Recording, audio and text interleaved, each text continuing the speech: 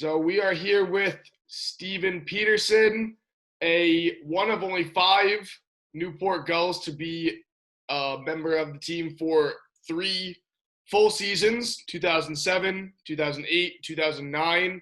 Stephen, welcome to Getting to Know the Gulls. Thank you, Mike. I appreciate it.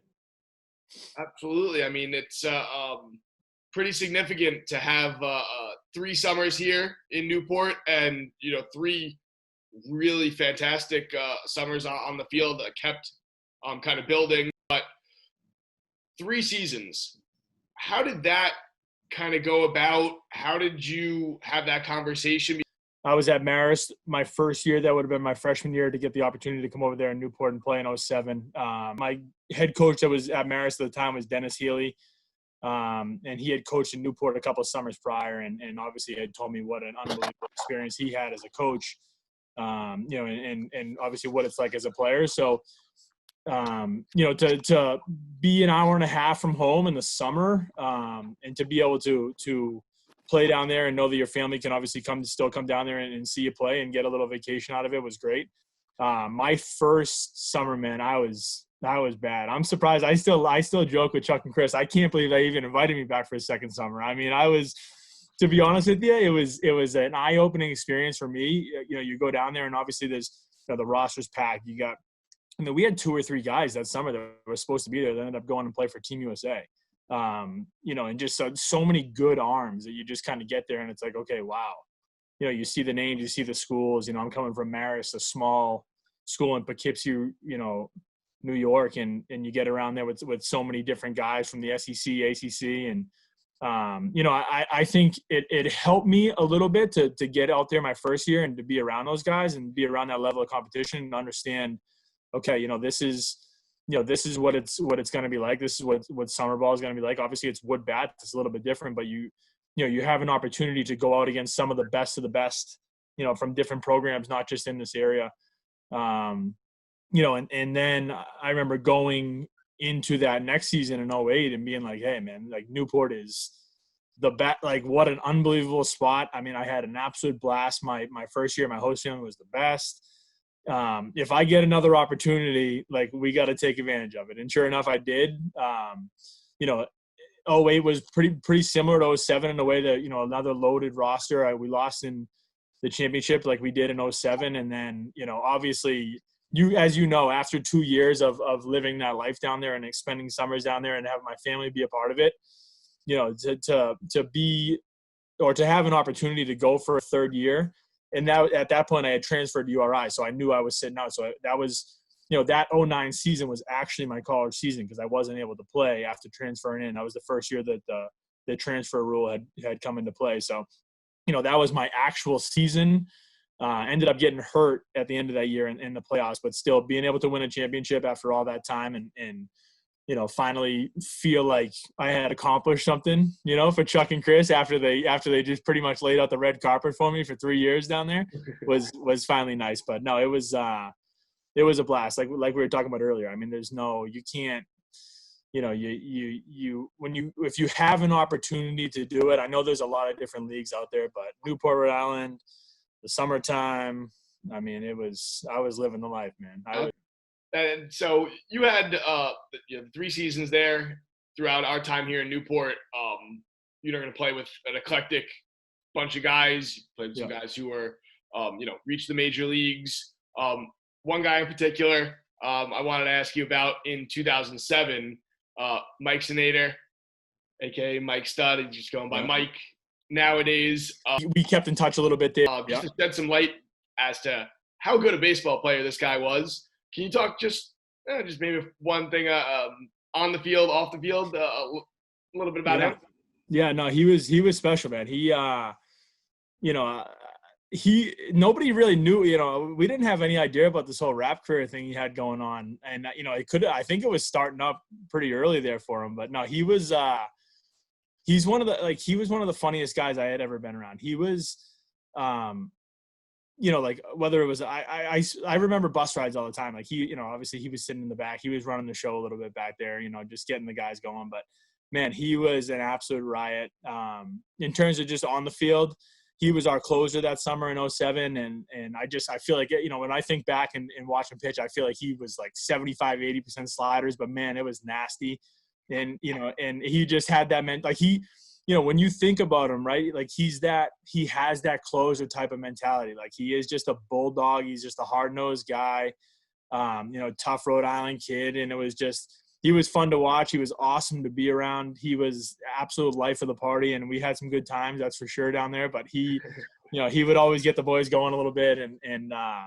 Yeah. Another guy, just throughout, again, three summers, you're going to have a bunch of interesting stories, bunch of interesting players. One performance in general with Chase Reed striking out 19 guys in the game. But Mike Tamsin. Oof. What was that like, watching him hit that summer?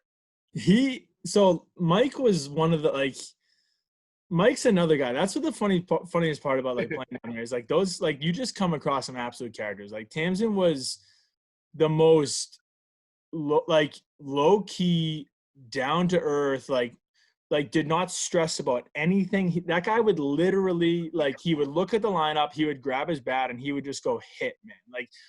He was the same exact way 24/7. It didn't matter whether or not he had gone 0 for 12, which probably has never happened in his life, or if he had just gone, 3 for 4 for 3 or 4 straight games, man. He was still cracking jokes. He would, so he played third base. So anytime, if there was a strikeout, it would go around the horn a little bit and would come back to Mike. And he would never throw it back to me. He would always walk it back to me, and he would always say something I remember he used to just say some of the most ridiculous things to me at third base, and he would always walk the ball over. And that's one thing I always remember. But yeah, just another guy, just a bulldog, just a guy that can hit, and was just so fun to watch. Yeah. 417 or whatever it was that summer. That's ridiculous. And then not to take anything away from yourself on the field, because that last summer, you were lights out. You were was it a different thought process? I know you wanted it bad from not playing, and you wanted to win this championship, but what was the change from year to year? And because your ultimate goal was always to play professional baseball. Yep. Which is everybody's goal. I think when you're playing college ball at the level that you played at and the Newport Gulls have here. But what was it that made that switch or gave you the legitimate, hey, I can do this at the next level? It was one of those, hey, listen, you gotta you either gotta step it up, figure it out, how are you gonna take your game to the next level? What are you gonna do to make yourself better and actually do it? Or, you're just going to come down here and have a great time and enjoy yourself and live the life of a college kid while, at the same time trying to live out your dream and play at the next level. So, I think that the biggest part of it is learning a little bit about yourself. Yes, as a person, as a player, and then, also learning from the guys around you. Hey, I remember 2009, we had a pitching coach named John Foster. And he was in the big leagues with the Braves. I want to say, either in the late 90s, early 2000s. But talk about a guy you just spend 3 or 4 months with that changes you forever.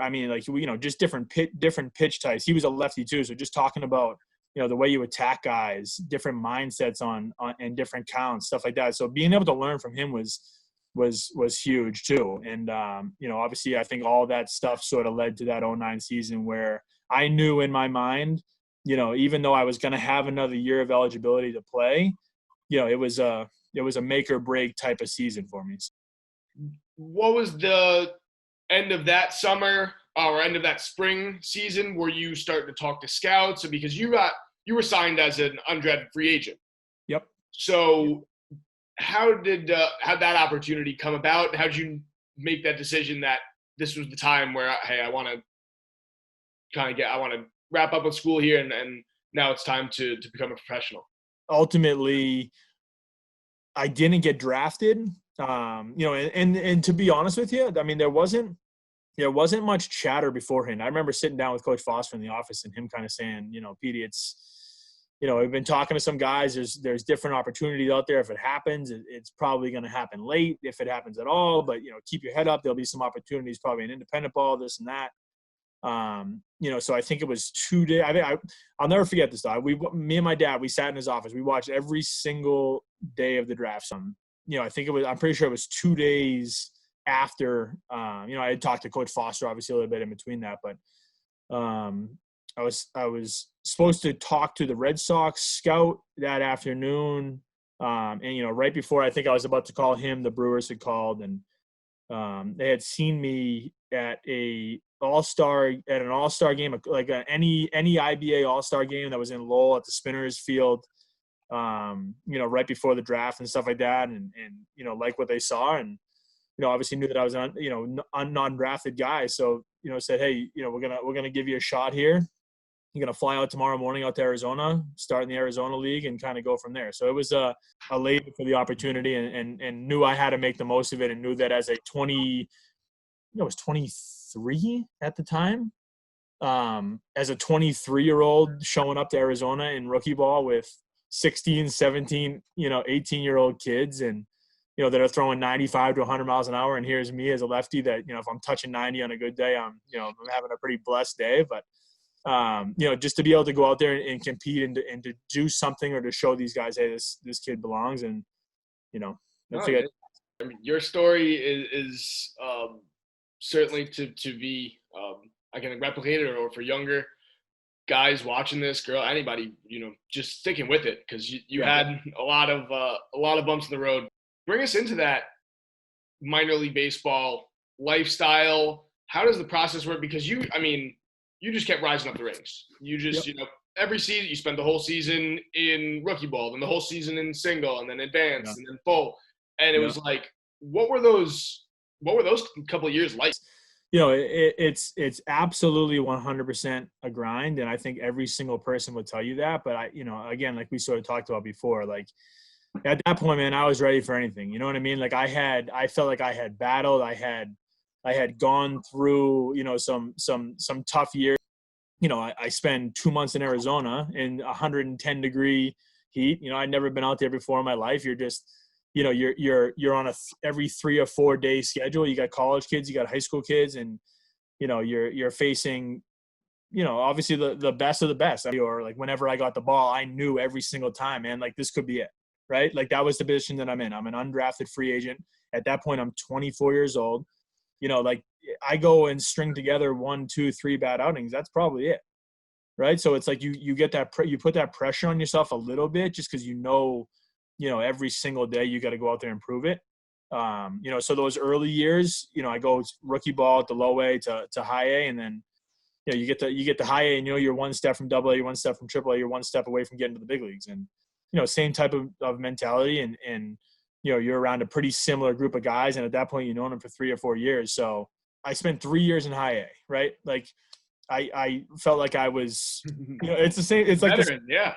Right? Like it's something about spending 3 seasons somewhere, but full seasons in high A where, I thought I had 3 good seasons and 3 seasons that would have put me in a position to get to double A much quicker than I did. Mm-hmm. But again, it's not, I was so thankful every day for the opportunity to do what I did, that by the time I got to double A, I was like, okay, this is it. You proved yourself. You did it. It may have been 3 years, but you did it. Like you finally got here, and then, 2015 season, you're in double A. How's your arm feeling? You were used in 52 appearies. Yeah. No, that was. Were they just going to you every game? Just, hey, Petey, get the ball.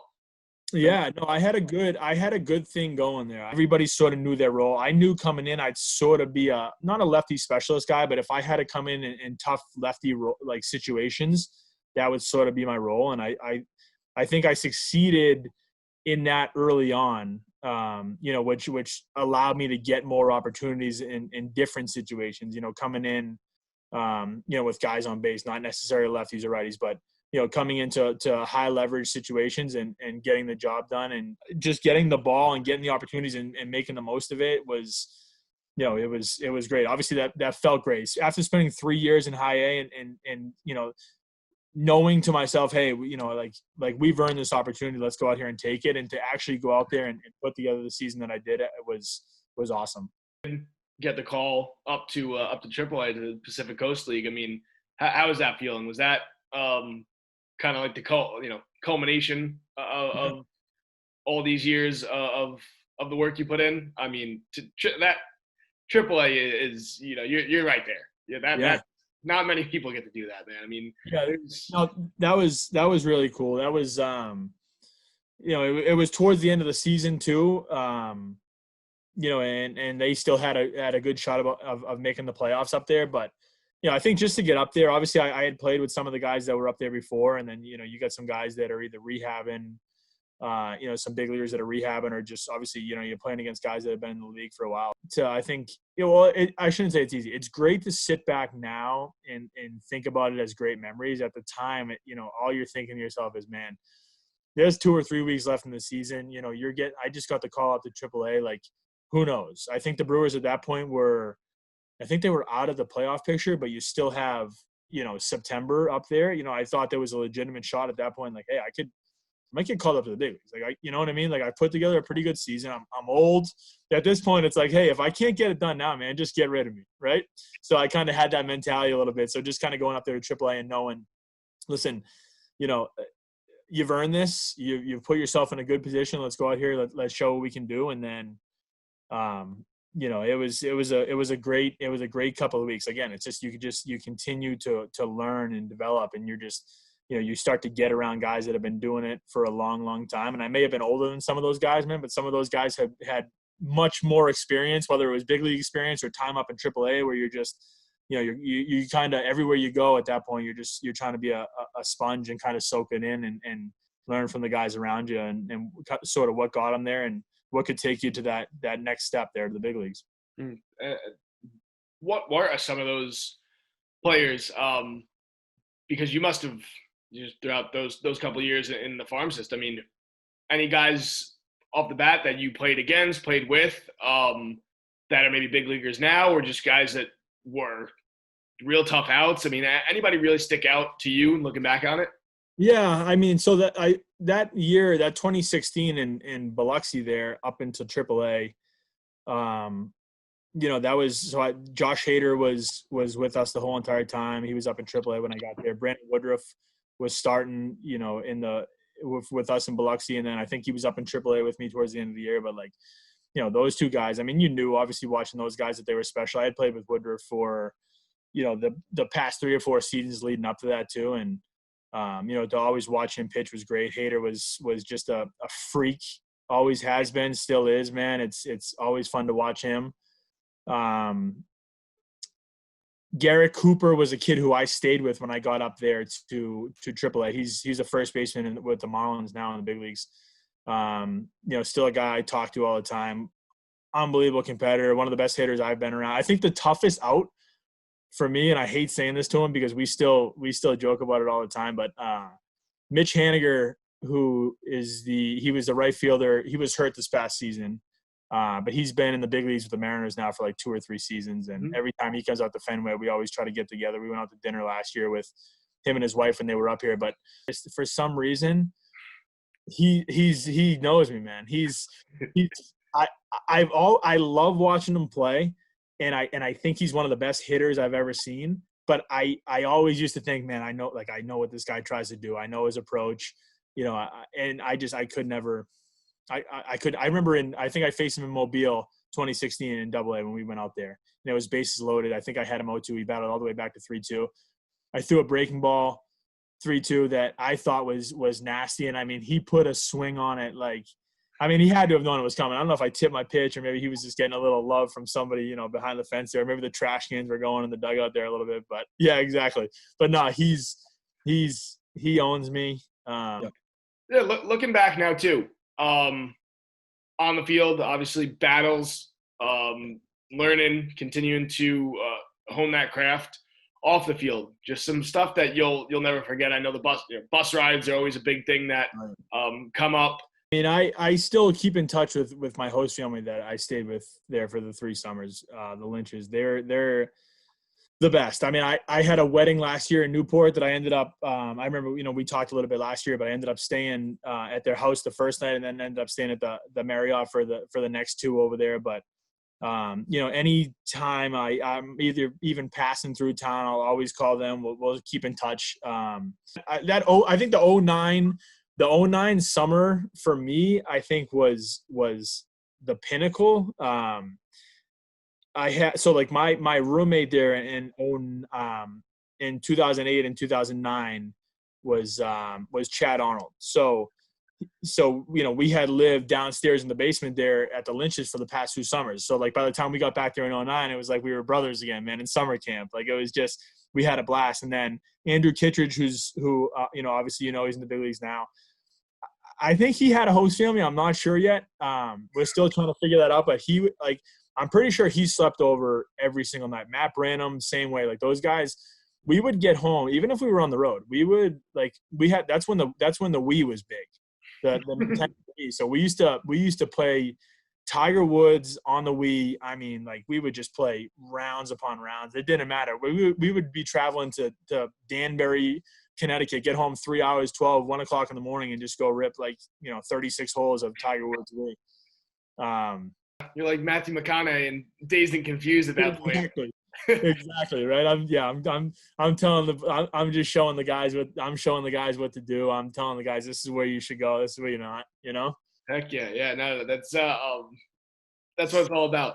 And it's crazy too because you think back now. I say the same thing about pro ball. Like being 33 now, right? Like the bus rides back then, man. Like you were pumped.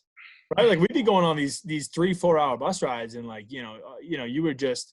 I remember bringing the blankets. I mean, we had guys back then. You had the portable DVD players. I don't know if guys had the actual video game systems yet. Like I saw that when I got to pro ball a lot. A lot of guys brought their personal, but we were living the life back then. We just it was the greatest thing in the world. You're down here in the summer. You got an away game. You're traveling 2 or 3 times a week, but. You're kicking back with the boys. You get home. You guys are trying to figure out where the night's gonna take you. So like stuff like that. But yeah, those are the memories, man. Nowadays, I'm thinking to myself, like, dude, how in God's name did I sit on a bus like that for 4 hours, just cramped in, right? Like I can't even think about that now. And pro ball is even worse. You're talking. Oh yeah, you're 8, 12. Well, yeah. Exactly. 6-7 hours. You're getting home at 4 or 5 in the morning. You got to go home. You got to play the next day. I mean, man, that sounds miserable now, but I'll tell you what, I wouldn't you think back, I would have never, ever, I wouldn't have changed a thing about it. But it's funny. It's funny the way that things change when you get a little bit older you get you going, huh? No, you don't get the opportunities to talk about as much as you did. And there's times here and there when you're reminiscing with old teammates and stuff about certain stories or certain games. And I still talk to a lot of my coaches, whether it's college or pro ball, and mix in a FaceTime here and there. And I'm wondering how different the game was from when you first started playing, at a high level in '07 to when you hung them up in 2016. The rise in shifts, all the advanced analytics. How do you see that? I mean, the game's definitely changed. It's crazy to me, and it's crazy to me because I'm sort of like the type of player I was and the type of person I am. It's like, I don't want to say that baseball is getting away from that, but it's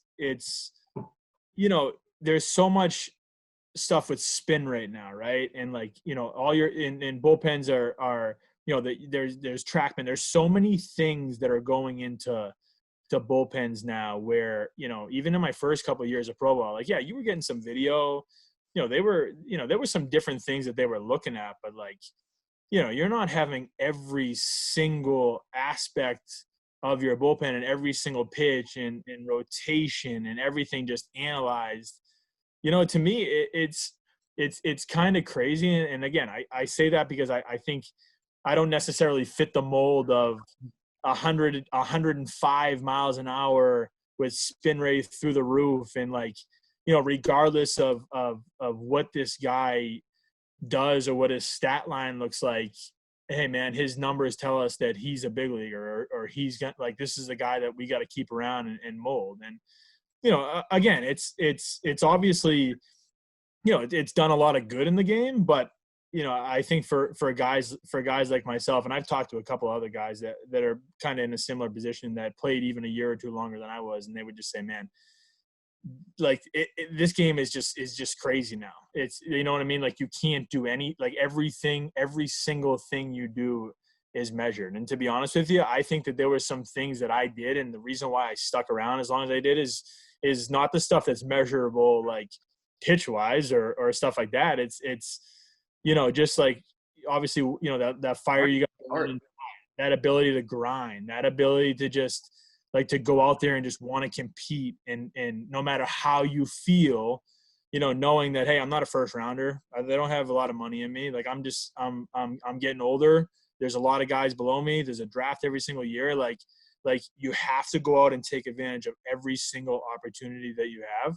And I don't know if that's as much of a mental, like, you know what I mean? Like, I'm sure there's still guys like that left in the game, but it's like, there's so much emphasis on other things now that, I still tell a lot of young guys, man, like, listen, you got, like, there's things that are never, ever going to show up on the stat sheet, or that you're never going to, see. But when you take the ball and you go out there, man, if you can compete, you can pitch for me all day long. That's important. And I'm glad you said it, because that's one of the themes when we're talking to our alumni here and guys who played the game. This is transferable for life.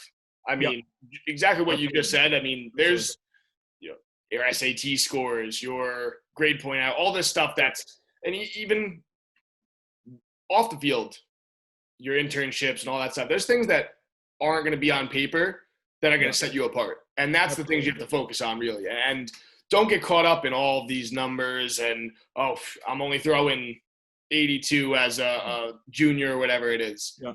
Go out there and grind. Go out there and show the passion.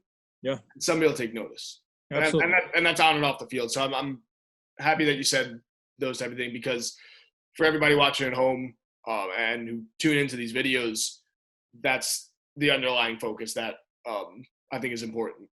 It's huge too, because I mean, I'll tell you what, you're going to come across a coach that when you show that you can go out there and you can compete, man, and not a lot phases you, and you just like, you have it inside, you have that fire burning, and you have what it takes, and that, you've worked hard to put yourself in a position to go out here. Right. So like, win or lose, you did every single thing you could to get there.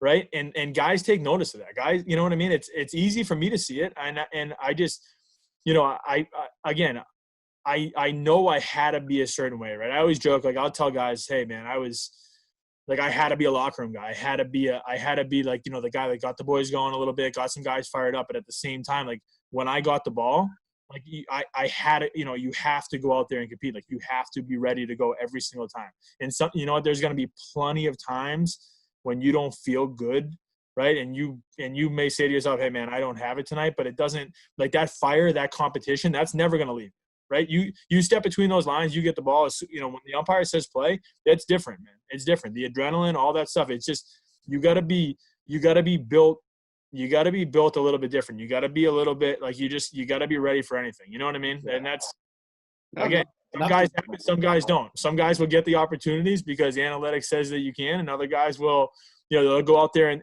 they may not show it on the stat sheet, but I'll tell you what, they're going to give you every single thing they have. What are you up to now?